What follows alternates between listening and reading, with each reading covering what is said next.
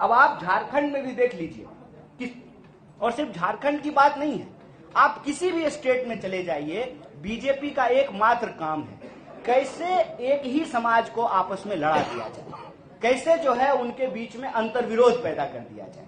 और झारखंड के लोग जब आपस में लड़ने लगेंगे तो झारखंड का खान खदान, फैक्ट्री, खेत, एयरपोर्ट, रेलवे सब अपने दोस्त को बेच दिया जाए।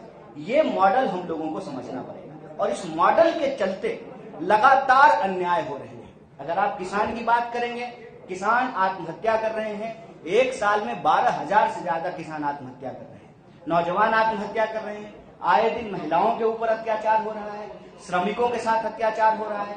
आप बताइए, आप सब लोग यहाँ बैठे हुए हैं, सरकार ने कानून बनाया, जब कांग्रेस की सरकार थी तो सरकार ने कानून बनाया कि 8 घंटा का काम करना पड़ेगा, 24 घंटा होता है, 8 घंटा काम का, 8 घंटा आराम का और 8 घंटा किसी चीज के सृजन करने का, सोचने का। मजदूर को भी हक है कि वो भी जो है टीवी देखे, समाचार सुने, कविता लिखे, कुछ बनाए, कुछ पढ़े, कुछ गढ़े। ये जो 8-8 घंटे का नियम बनाया था, कहीं ये नियम अब लागू हो रहा है? आप सब लोग मीडिया सेक्टर में ही हैं, बता दीजिए 8 घंटा काम करते हैं कि 8 घंटा से ज्यादा काम करते हैं? लेकिन आपको मजबूरी में काम क्यों करना पड़ता है? क्योंकि कानून को कमजोर किया जा रहा है। कानून को किस लिए कमजोर किया जा रहा है? मालिकों के पक्ष में। और मालिकों के पक्ष में क्यों कमजोर किया जाता है? क्योंकि मालिक चंदा दे रहे हैं सरकार को, इसीलिए सरकार आज आम लोगों के साथ अन्याय कर रही है। इसीलिए भारत जोड़ो न्याय यात्रा भारत जोड़ो यात्रा का ही एक्सटेंशन है। भारत जोड़ो यात्रा में राहुल जी बार बार बोले कि हम नफरत के बाजार में मोहब्बत की दुकान खोलने चले, और जब वो लोगों से मिले तो ऐसा महसूस हुआ कि हर वर्ग के साथ अन्याय हो रहा है, हर वर्ग के साथ, चाहे वो युवा हो, किसान हो, मजदूर हो, महिला हो, सबके साथ अन्याय हो रहा है। और इस अन्याय के खिलाफ न्याय की स्थापना बहुत जरूरी है और इस न्याय के लिए ही भारत जोड़ो न्याय यात्रा चली है।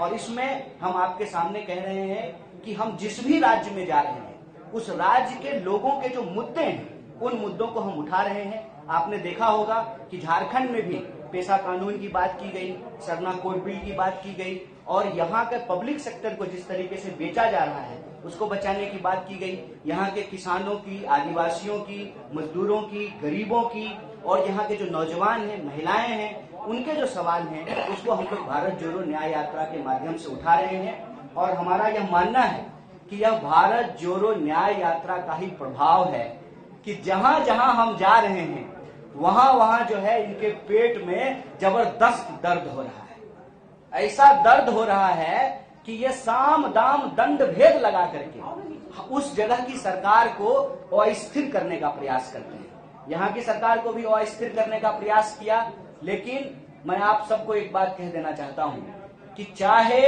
ये जितनी भी ताकत लगा लें, भारत जोड़ो न्याय यात्रा न्याय की पुनर्स्थापना किए बिना रुकने वाली नहीं है। दोस्तों नमस्कार, मैं ज्ञान वर्मा। साथियों, आप देख रहे हैं be the people of India news 24। साथियों, यदि हमारी खबरें आपको सच्ची और अच्छी लगें तो हमारे चैनल को लाइक करें, शेयर करें, कमेंट करें और हाँ, सब्सक्राइब करना बिल्कुल ना भूलें। बहुत बहुत धन्यवाद।